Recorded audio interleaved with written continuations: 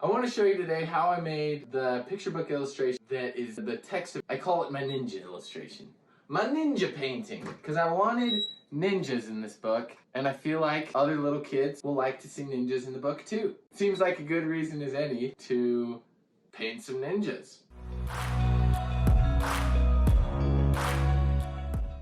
So first off, as you can see, I've got my storyboard, super rough iteration where I'm kind of drafting in what I kind of want the colors to be and kind of the composition type of thing. As far as steps go, step one, thumbnail. Thumbnailing is incredibly important. What do I mean by thumbnailing? It is painting a very small version of the final image. Like I'm talking super small, okay? And then after you thumbnail, that's when you take it in and you do lines, okay?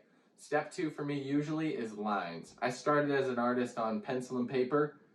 Pencil is very comfortable for me. So I always have to do lines, contour, but lines, okay? Step three, color blocking. This is what you can also call flat coloring. And this is where you put a color for each part of the picture, a flat color, which is like a big space of color with no shades, no highlights, just the local color of the surfaces. Okay, so color blocking, flat color. Step three is lighting. Step three, who am I?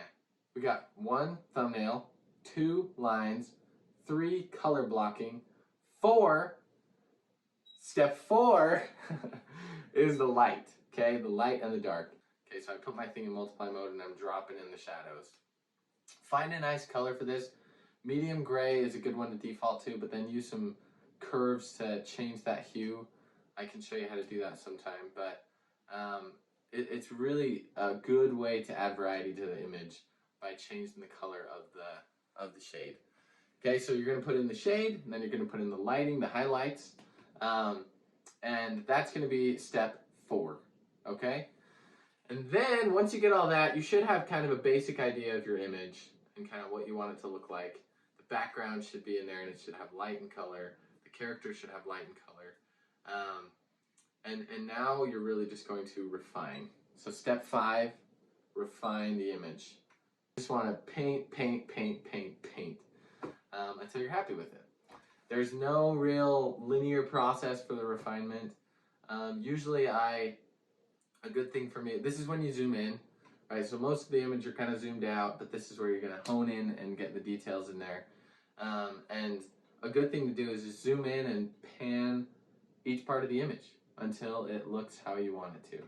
And keep doing that panning until you've got each piece of it to have the right amount of detail for you to be happy. This is what the picture is looking like right now.